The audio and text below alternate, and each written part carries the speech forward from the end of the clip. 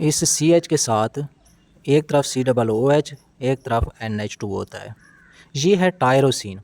अब इस टायरोसिन से T3 और T4 किस तरह बनते हैं? दरअसल जो T3 है, इसका मतलब है कि इसके साथ एक टायरोसिन का मॉलिक्यूल है और इसके साथ 3 आयोडीन के मॉलिक्यूल हैं।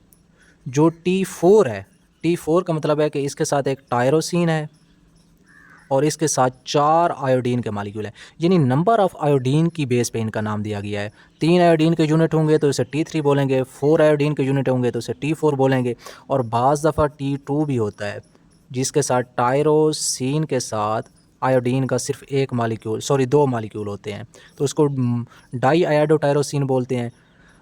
ये टेट्रा आयाडो टायरोसिन है, सॉरी ट्राई आयाडो टायरोसिन है, ट्राई आयाडो टायरोसिन। ये जो है ये टेट्रा टेट्रा आयाडो टायरोसिन है, ये डाई आयाडो टायरोसिन है, कुछ मोनो आयाडो टायरोसिन भी बोलते हैं, MIT भी होती है, उसको T1 बोलते हैं। उसके साथ क्या होता है? टायरोसिन के साथ सिर्फ और सिर्फ एक आयोडीन का मॉलिक्यूल होता है। ये नंबर ऑफ़ आयोडीन की बेस पे इनके नाम दिए हुए हैं, लेकिन सिर्फ T3 और T4 जो हैं ये फंक्शनल होते हैं। T2 और जो T1 है ये क्या करते हैं? ये मैंने आपको बताया था, T2 और T1 जो हैं ये मोनो आयोडो टायरोसिन और डाई आयोडो टायरोसिन ये डी आयोडीनेशन के ज़रिए टूट जाते हैं। टायरोसिन अलग हो जाता है, आयोडीन अलग हो जाता है। ये बाहर रिलीज़ नहीं होते, सिर्फ T3 T4 रिलीज़ होते हैं। बाकी T2 और T1 जो हैं ये फिर फॉलिक्यूलर सेल के अंदर ही टूट जाते हैं। अब हम देखते हैं कि इनका फॉर्मेशन किस तरह होती है। सबसे पहले मोनो आयोडो टायरोसिन और डाई आयोडो टायरोसिन बनते हैं। किस तरह? इसी के इस जगह पे आयोडीन लगेगा तो ये है मोनो आयोडो टायरोसिन, मतलब टायरोसिन के साथ एक आयोडीन लगा हुआ है। अगर इसके इस जगह पे भी आयोडीन लग जाए और इस जगह पे भी आयोडीन लग जाए, ठीक है, तो ये बन जाता है डाई आयोडो टायरोसिन। लेकिन अब ट्राई आयोडो टायरोसिन और टेट्रा आयोडो टायरोसिन बनाने के लिए अब मज़ीद आयोडीन के मॉलिक्यूल यहाँ नहीं लग सकते, यहाँ नहीं लग सकते, बिल्कुल भी नहीं लग सकते। अब टी यानी आयोडीन एक T3 बनाने के लिए, एक और आयोडीन लगाने के लिए हमें टायरोसिन का एक और मॉलिक्यूल लेना पड़ेगा। सिर्फ एक टायरोसिन पे 2 आयोडीन के मॉलिक्यूल लग सकते हैं। तीसरा आयोडीन का मॉलिक्यूल लगाने के लिए हमें टायरोसिन का एक और मॉलिक्यूल लेना पड़ेगा। अब क्या होगा? ये था टायरोसिन, ठीक है, ये टायरोसिन और एक टायरोसिन था, ये था टायरोसिन CH2CH ये NH2। अब देखना है गौर से कि ये टायरोसिन और ये टायरोसिन का मॉलिक्यूल आपस में जुड़े होते हैं ऑक्सीजन बॉन्ड के ज़रिए। एक ये टायरोसिन, इस टायरोसिन के साथ जो ये वाला ग्रुप था ये रिलीज़ हो जाता है, लेकिन इस टायरोसिन के साथ ये वाला ग्रुप अटैच रहता है, ठीक है। अब होता यूँ है कि मैंने बताया कि एक टायरोसिन के साथ सिर्फ 2 आयोडीन के मॉलिक्यूल अटैच हो सकते हैं। एक आयोडीन ये इधर अटैच हो गया, एक आयोडीन इधर अटैच हो गया, तो ये बन गया डाई आयोडो टायरोसिन, ठीक है। जब 2 आयोडीन अटैच होते हैं तो ये डाई आयोडो टायरोसिन होता है। अब यहाँ अटैच होंगे 3 आयोडीन, एक इधर होगा, तो ये बन जाएगा ट्राई आयोडो टायरोसिन T3। अगर एक आयोडीन इधर भी लग जाए तो वो T4 बन जाएगा। मैं जल्दी से इधर डायग्राम बना लेता हूँ।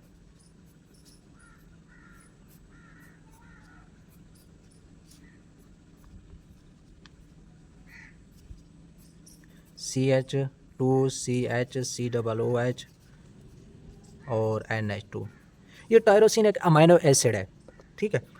अब आयोडीन जो है इधर भी लग गया है, इधर भी आयोडीन लग गया है, इधर भी आयोडीन लग गया है, इधर भी आयोडीन लग गया है, तो इससे आप बोलते हैं T4 टेट्रा आयोडो टायरोसिन, ठीक हो गया। लेकिन OH इधर था, सॉरी।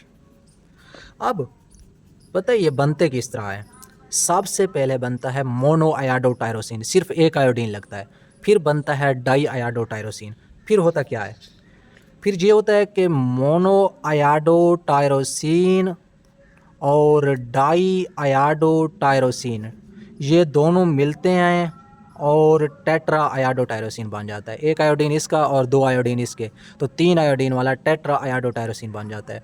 और बाज़ दफ़ा डाई आयाडो टायरोसिन और डाई आयाडो टायरोसिन के 2 मॉलिक्यूल मिलते हैं और टेट्रा आयाडो टायरोसिन बनाते हैं।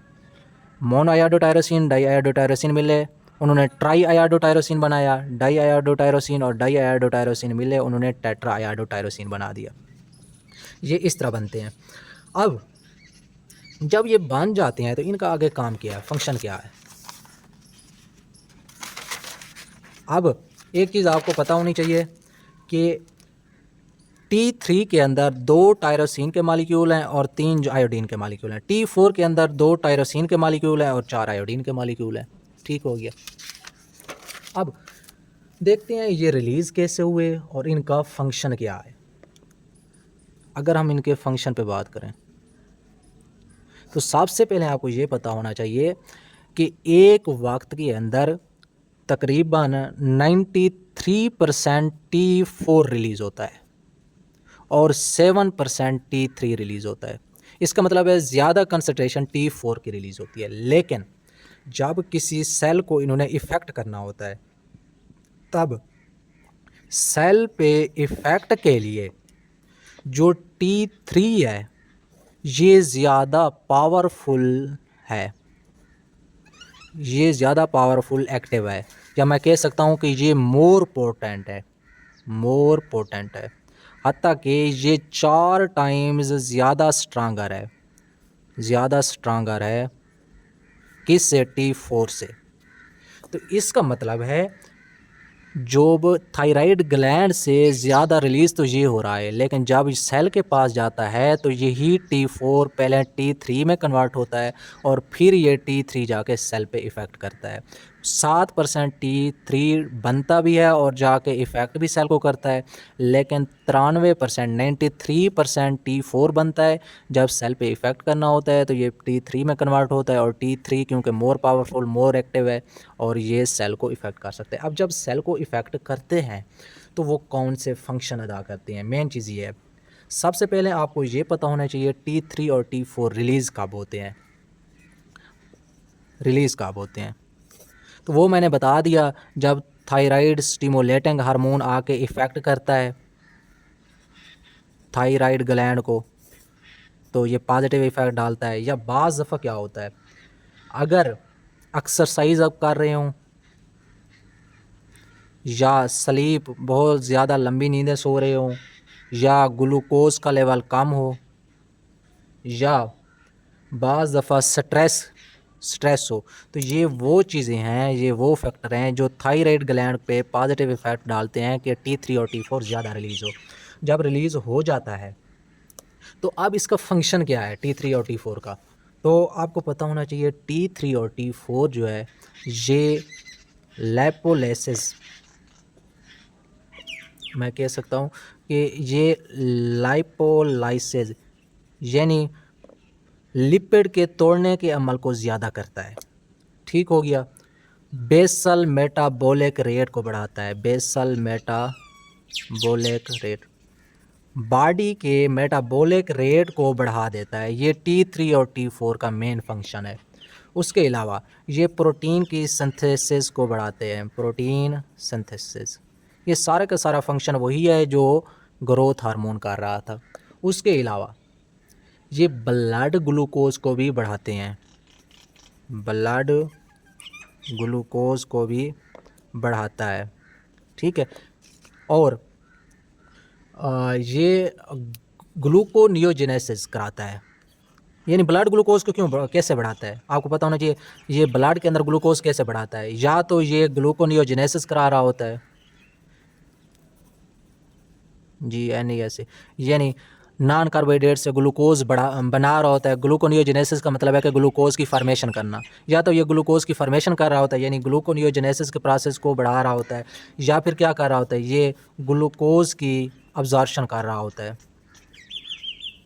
जब स्मॉल इंटेस्टाइन से ग्लूकोज की अब्जॉर्प्शन को बढ़ाएगा या ग्लूकोज की फॉर्मेशन को बढ़ाएगा तब ग्लूकोज का लेवल बढ़ जाएगा ब्लड के अंदर। तो अब ये और क्या काम करता है? साफ ज़रा, अगर ये बेसल मेटाबॉलिक रेट बढ़ा रहा है तो इसका मतलब है कि ये O2 की कंजप्शन भी बढ़ा रहा है, क्योंकि जब बॉडी के अंदर मेटाबॉलिक रेट बढ़ता है तो ऑक्सीजन का यूज़ भी तो बढ़ जाता है ना, ठीक है। उसके अलावा ये क्योंकि बेसल मेटाबॉलिक रेट बढ़ा रहा है तो इसका मतलब है कि ये माइटोकॉन्ड्रिया की तादाद भी बढ़ा रहा है, क्योंकि मेटाबॉलिज्म हमेशा होना ही माइटोकॉन्ड्रिया के अंदर है, ठीक हो गया। जब बेसल मेटाबॉलिक रेट बढ़ता है तो इसका मतलब है आपका जो ब्लड प्रेशर है वो भी बढ़ जाता है। सिर्फ ब्लड प्रेशर नहीं बढ़ता, बल्कि आपका जो ब्लड रेट है वो बढ़ जाता है, ब्लड का वॉल्यूम बढ़ जाता है, कार्डियक आउटपुट बढ़ जाती है, ठीक है। क्योंकि आपका बॉडी का मेटाबॉलिज्म बढ़ा है तो आपके सारे के सारे प्रोसेस बढ़ने लग गए हैं, हत्ता कि आपके रिस्पायरेशन का रेट भी बढ़ जाता है, रेस्पिरेशन का रेट बढ़ जाता है, बंदा तेज़ी से सांस लेने लग जाता है। क्यों? क्योंकि ऑक्सीजन की ज़रूरत बढ़ गई है ना, तो ऑक्सीजन की ज़रूरत बढ़ गई है तो साथ ज़रा रिस्पिरेटरी रेट भी बढ़ जाना है और हत्ता कि हार्ट स्ट्रेंथ भी बढ़ जाती है। ये थे इसके मेन फंक्शन, ठीक हो गया। उसके बाद हाँ, एक और काम भी था, ये ब्लड ग्लूकोज जब बढ़ाता है तो ये ग्लाइकोजिनोलाइसिस भी कराता है। ग्लाइकोजिनोलाइसिस क्या मतलब? यानी जो ब्लड के अंदर ग्लूकोज स्टोर थी उस ग्लूकोज की ब्रेक डाउन को भी, सॉरी, जो ग्लाइकोजन स्टोर थी उस ग्लाइकोजन की ब्रेक डाउन भी करता है ताकि उससे भी ग्लूकोज बने। ये ब्लड ग्लूकोज को बढ़ाने के लिए ये ग्लूकोनियोजेनेसिस कराता है, ग्लाइकोजिनोलाइसिस कराता है, ग्लूकोज अब्जॉर्प्शन बढ़ाता है ताकि किसी तरह से ब्लड ग्लूकोज बढ़े। इसके अलावा इसके कुछ और मेन फंक्शन भी हैं। ये आपकी जो गैस्ट्रो इंटेस्टाइनल ट्रैक है, GIT है, उसकी मोटेलिटी को इंक्रीज़ करता है, मोटेलिटी को इंक्रीज़ करता है। उसके अलावा ये आर्टरी प्रेशर बढ़ाता है, heart strength increase, heart rate, ठीक है। उसके अलावा बेसल मेटाबॉलिक रेट, हाँ, आपके जो बॉडी वेट है,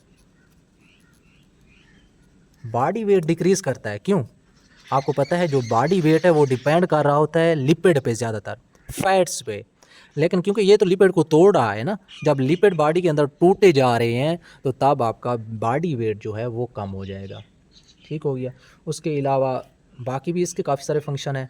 ये ब्लड के अंदर अपना ट्राइग्लिसराइड, फास्फोलिपिड, कोलेस्ट्रॉल के लेवल को डिक्रीज़ करता है, क्योंकि ये लिपिड की ब्रेक डाउन कर रहा है तो ये फास्फोलिपिड, ट्राइग्लिसराइड और कोलेस्ट्रॉल, ये इनके लेवल को कम करता है। ये तो अच्छी बात है, शुक्र है फास्फोलिपिड, ट्राइग्लिसराइड और कोलेस्ट्रॉल कम हो रहे हैं ताकि ब्लड डिजीज़, जो हमारे हार्ट डिजीज़ हैं वो इन्हीं फास्फोलिपिड, ट्राइग्लिसराइड और कोलेस्ट्रॉल की वजह से होती हैं। जब ये कम हो रही हैं तो हार्ट डिजीज़ के चांसेस कम हो जाएंगे, ठीक है। ये तो अच्छी बात है। उसके अलावा ये क्योंकि ग्लूकोज लेवल बढ़ा रहा है तो इसका मतलब है ये इंसुलिन लेवल भी बढ़ाएगा। जब ब्लड के अंदर ग्लूकोज बढ़ जाएगा तो साफ ज़ाहिर है ग्लूकोज को कम करने के लिए इंसुलिन ने रिलीज़ होना है। जब इंसुलिन बढ़ जाएगी तो उसने ब्लड ग्लूकोज को कम करना है, लेकिन जब ये इंसुलिन लेवल को बढ़ाता है तब ये इंसुलिन रेजिस्टेंस भी काज करता है। बिल्कुल वही फंक्शन जो ग्रोथ हार्मोन का फंक्शन था, ठीक हो गया।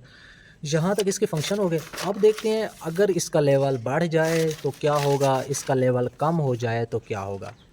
अब ये चीज़ पढ़ते हैं। अगर T3 एंड T4 का लेवल बढ़ जाए तो इस चीज़ को बोलते हैं हाइपर थायरोडिज्म। यानी हाइपर का मतलब है ज़्यादा हो जाना, थायरोडिज्म थायराइड की सिक्रीशन का बढ़ जाना। तो जब थायराइड सिक्रीशन बढ़ जाती है तो कौन सी डिजीज़ होती हैं? ग्रेव्स डिजीज़, ग्रेव डिजीज़ होती है, या थायराइड एडिनोमा होता है, एडिनोमा, या एक्सोपैथेलमोज होता है, एक्सोपैथेलमोज होता है, ठीक है। बस ये तीन मेन डिजीज़ हैं। अब इन तीन मेन डिजीज़ को स्टडी करते हैं। ग्रेव्स डिजीज़ क्या है?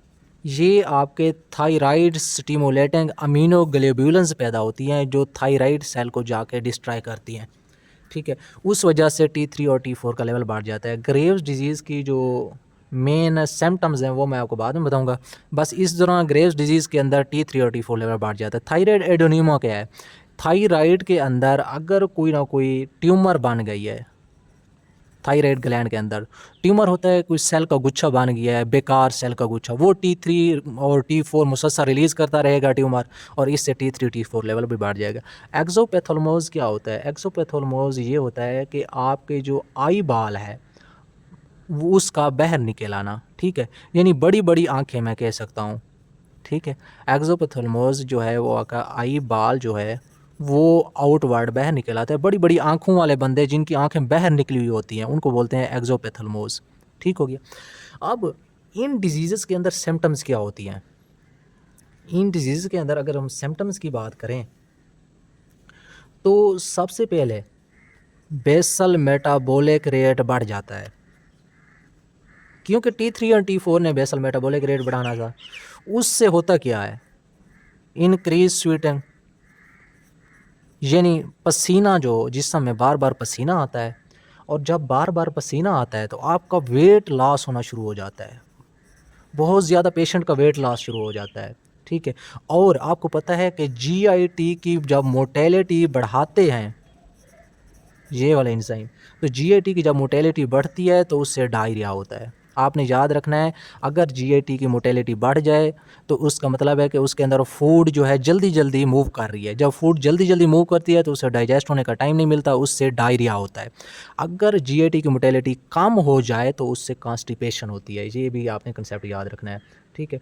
उसके अलावा T3 एंड T4 के लेवल के हाई होने की वजह से आपको पता है आपके ब्लड रेट बढ़ जाता है, हार्ट स्ट्रेंथ बढ़ जाती है।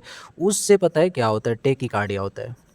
टेकीकार्डिया का मतलब है ब्लड का जो रेट है उसका बढ़ जाना, उसको बोलते हैं टेकीकार्डिया। ये सिम्टम्स होती हैं इन डिजीज़ के अंदर। अब अगर T3 एंड T4 का लेवल अगर कम हो जाए तो उसको बोलते हैं हाइपोथायरॉयडिज्म। तो हाइपोथायरॉयडिज्म के अंदर कौन सी डिजीज़ होती हैं? एक हशिमटोज़ डिजीज़ होती है, HISHMTOS, हशिमटोज़ डिजीज़। दूसरे नंबर पे एंडीमिक गोइटर होता है, एंडीमिक गोइटर। तीसरे नंबर पे जो आपको डिजीज़ होती है वो होती है मैक्सोएडिमा, मैक्सएडिमा। चौथे नंबर पे जो डिजीज़ होती है वो होती है क्रेटिनिज्म। अब इन डिजीज़ का थोड़ा बहुत मैं आपको बताता हूँ। जो हशिमटोज़ डिजीज़ है इसके अंदर ऑटो एंटीबॉडीज़ बनते हैं, ऑटो इम्यूनिटी। ऑटो इम्यूनिटी का मतलब है कि थायराइड जो सेल हैं उन थायराइड सेल के ख़िलाफ़ एंटीबॉडीज़ पैदा शुरू हो जाती हैं, एंटीबॉडीज़ पैदा होना शुरू हो जाती हैं, और वो एंटीबॉडीज़ क्या आपके थायराइड सेल को तबाह कर देती हैं। जब थायराइड सेल तबाह हो जाते हैं तो तब T3 एंड T4 लेवल कम हो जाता है।